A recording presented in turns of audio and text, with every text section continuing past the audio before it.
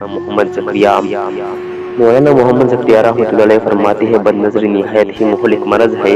ایک تجربہ تو میرے بھی اپنے بہت سے احباب پر ہے کہ ذکر و شغل کی ابتدا میں لذت و جوش کی کیفیت ہوتی ہے، مگر بد نظری کی وجہ سے عبادت کی حلاوت اور لذت فنا ہو جاتی ہے، اور اس کے بعد رفتہ رفتہ عبادات کی چھوٹتی کا ذریعہ بھی بن جاتا ہے۔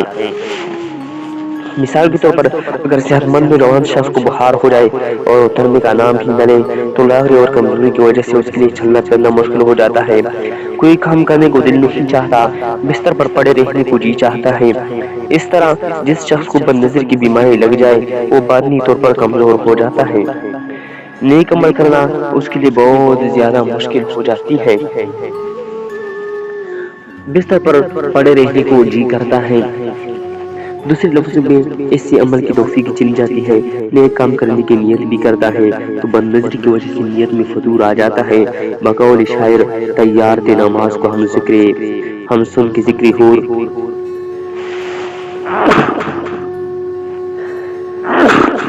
تیار تھے نماز کو ہم سن کے ذکر حور جلوہ بتوں کا دیکھ کر نیت بدل گئی۔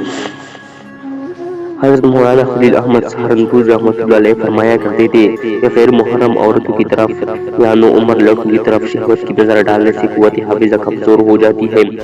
اس کی تصدیق کے لیے یہ ثبوت کافی ہے کہ بد نظری کرنے والے حفاظ کو منزل یاد نہیں رہتی، اور جو طلباء حفظ کر رہے ہو ان کے لیے سبق یاد کرنا مصیبت ہو جاتا ہے۔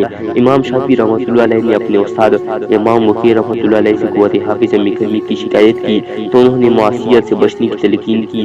امام شافعی رحمۃ اللہ علیہ نے اس گفتگو کو شعر کا جامہ پہناتے ہوئے فرمایا: شکوت الی وکیع سوء الحفظ فارشدنی الی ترک المعاصی واخبرنی بان العلم نور ونور اللہ لا یہدی العاصی۔ میں نے امام وکیع سے اپنی حفاظت کی کمی کی شکایت کی، انہوں نے مجھے وصیت کی کہ اے طالب علم گناہوں سے بچ جاؤ، کیونکہ علم اللہ کا نور ہے اور اللہ کا نور کسی گنہگار کو عطا نہیں کیا جاتا۔ کالج، یونیورسٹی اور مدارس کے طلباء اور طالبات کے لیے اس میں عبرت کا درس موجود ہے۔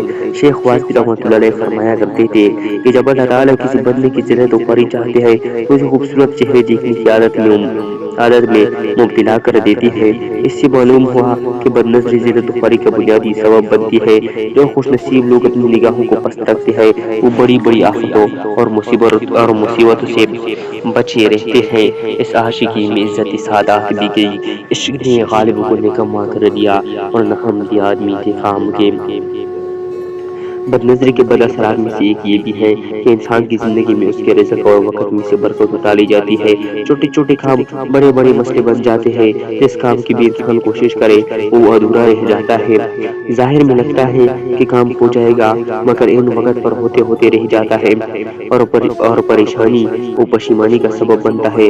لوگ سمجھتے ہیں کہ کسی نے کچھ کر دیا ہے، حالانکہ وہ اپنے نفس کی حفاظت کی وجہ سے مصیبت میں مبتلا ہوتے ہیں۔ اپنی زبان سے اقرار کرتے ہیں کہ ایک وقت تھا کہ مٹی کو ہاتھ لگاتے تھے تو سونا بن جاتی تھی، اب تو سونے کو ہاتھ لگاؤ تو وہ بھی مٹی بن جاتا ہے۔